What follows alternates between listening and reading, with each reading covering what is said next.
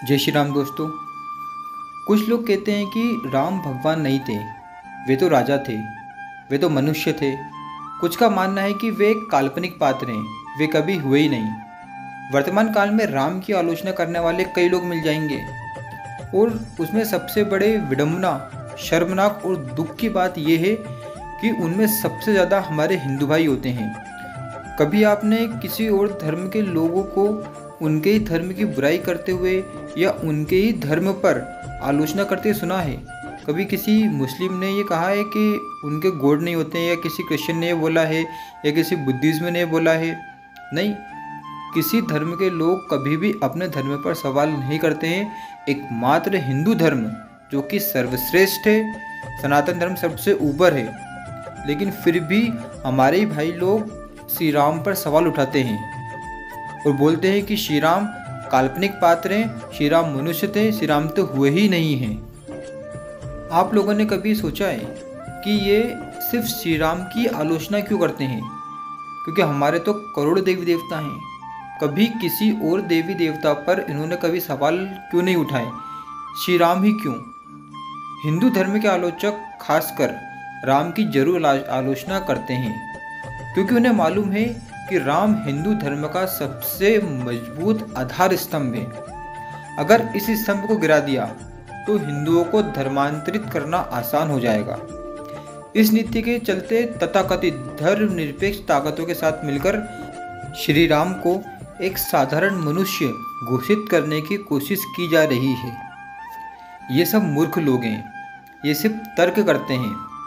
इन लोगों को खुद के धर्म की सही जानकारी नहीं है, लेकिन हमें तर्क करना है। भले हमने शास्त्र नहीं पढ़ा, हमने रामायण नहीं पढ़ी, भले हमें उसके बारे में बिल्कुल भी ज्ञान नहीं है, लेकिन हम तो तर्क करेंगे। इन लोगों की ये सोच है।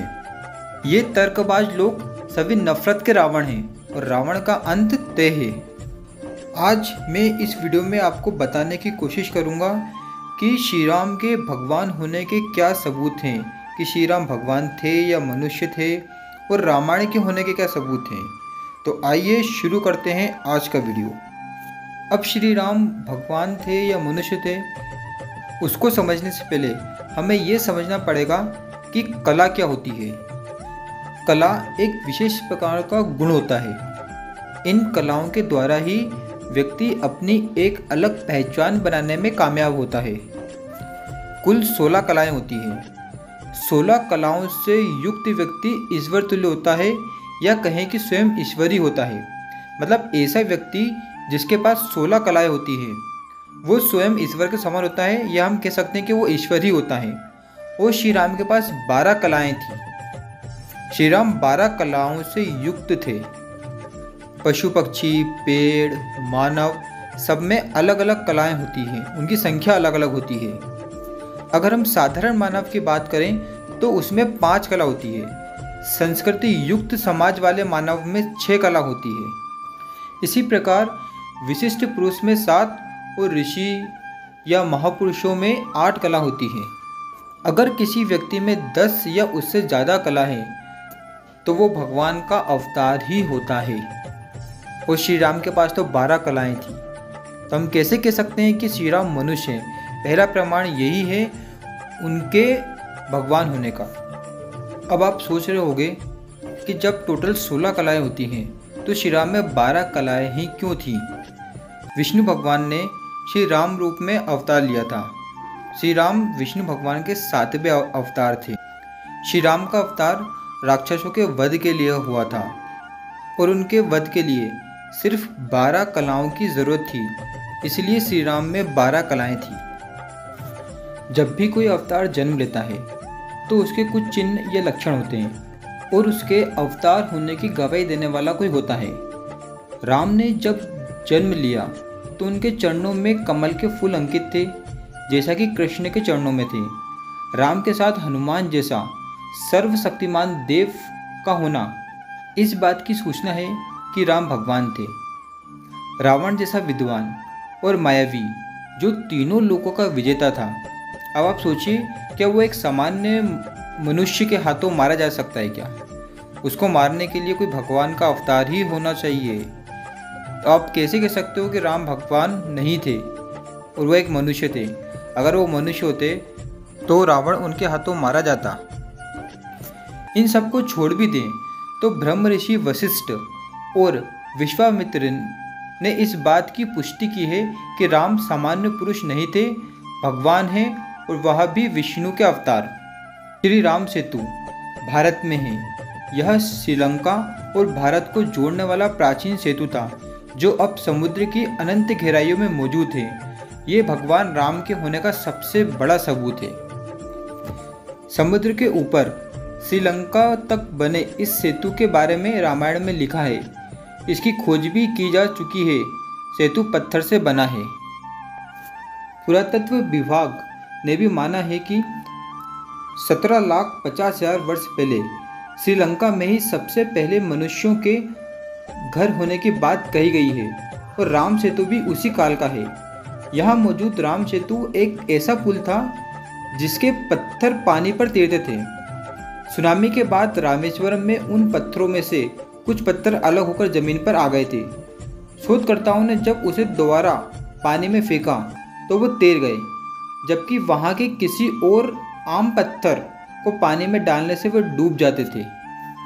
ठीक इसी तरह जब राम रावण के युद्ध के दौरान लक्ष्मण को मेघनाद ने मूर्छित कर दिया था और उनकी मृत्यु होने वाली थी, तब हनुमान जी संजीवनी लेने द्रोणगिरी पर्वत गए थे। उन्हें संजीवनी की पहचान नहीं थी तो उन्होंने पूरा पर्वत ले जाने का निर्णय लिया। युद्ध के बाद उन्होंने द्रोणगिरी को यथास्थान पहुंचा दिया। उस पर्वत पर आज भी वो निशान मौजूद है जहां से हनुमान जी ने उसे तोड़ा था।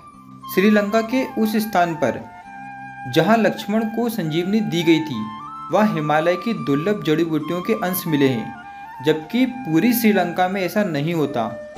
और हिमालय की जड़ी बूटियों का श्रीलंका में पाया जाना इस बात का बहुत बड़ा प्रमाण है कि श्री राम वहाँ गए थे। और श्री राम मनुष्य नहीं, भगवान विष्णु के अवतार हैं। श्री राम अवतार नहीं, श्री राम कोई एक शब्द नहीं है। श्री राम हमारी आत्मा है। श्री राम हिंदू की आत्मा है, क्योंकि श्री राम का जो नाम है वो तारणहार है। राम यह शब्द दिखने में जितना सुंदर है उससे कहीं महत्वपूर्ण है इसका उच्चारण। राम कहने से शरीर और मन में एक अलग ही तरह की प्रतिक्रिया होती है जो हमें आत्मिक शांति देती है। इस शब्द की ध्वनि पर कई शोध हो चुके हैं और इसका चमत्कारी असर सिद्ध किया जा चुका है। इसलिए कहते भी हैं कि श्री राम से बढ़कर श्री राम जी का नाम है। श्री राम जपते हुए असंख्य साधु संत मुक्ति को प्राप्त हो गए हैं। प्रभु श्री राम नाम के उच्चारण से जीवन में सकारात्मक ऊर्जा का संचार होता है। जो लोग ध्वनि विज्ञान से परिचित हैं वो जानते हैं कि राम शब्द की महिमा अपरंपार है। वैसे तो श्री राम के भगवान होने के और भी सबूत हैं, लेकिन अगर इतने सबूत सुनने के बाद भी अगर किसी को ये लगता है कि श्री राम भगवान नहीं है, मनुष्य, तो तुम ठटरी बराओ। ठीक है दोस्तों, आज के वीडियो में इतना ही। और भी सबूत के साथ मैं अगली वीडियो में फिर आऊँगा। तब तक के लिए जय श्री राम। और आपको अगर ये जानकारी अच्छी लगी हो तो अपने उन दोस्तों के साथ जरूर शेयर करना जो आपसे श्री राम के भगवान होने का सबूत मांगते हैं। जय श्री राम।